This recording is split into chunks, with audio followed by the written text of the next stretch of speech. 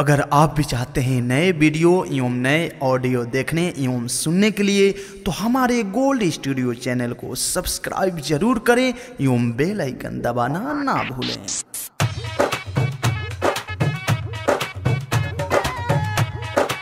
RDS recording studio Sarisua बाजार। DJ Kanchan राज, DJ Kanchan राज,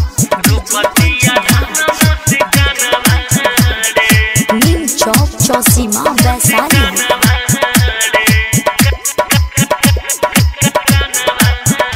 आधे खेतों में लगौले बिया जाना रे है, धान रोपतिया मुस्कानवा रे। आधे खेतों में लगौले बिया जाना रे है, रोपतिया धान मुस्कानवा रे।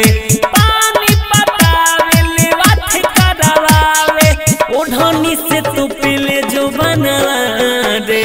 खेतों में लगौले बिया जाना रे है, रोपतिया धान मुस्कानवा रे।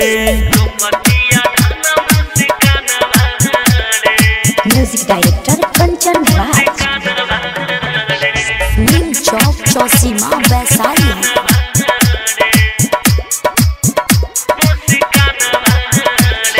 रोपनी करेले अपना भौजी के साथ में, धान के बिया ले ले बिया अपना हाथ में।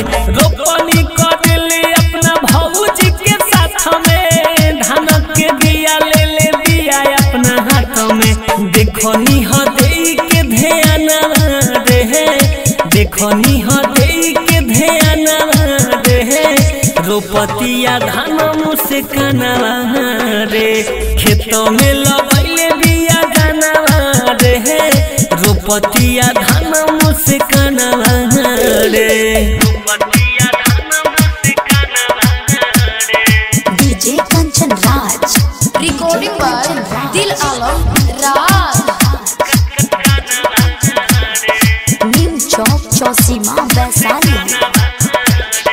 धीरज दीवाना के हिया तलाभार, जातानी कह दे मली है उहे खबर।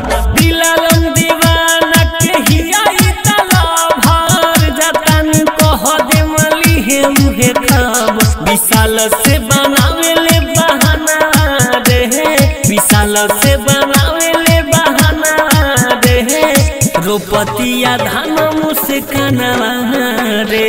खेतों में लगैले बिया जानवा रे है, रोपतिया धान मुस्कानवा रे। RDS digital recording studio Sarisua बाजार।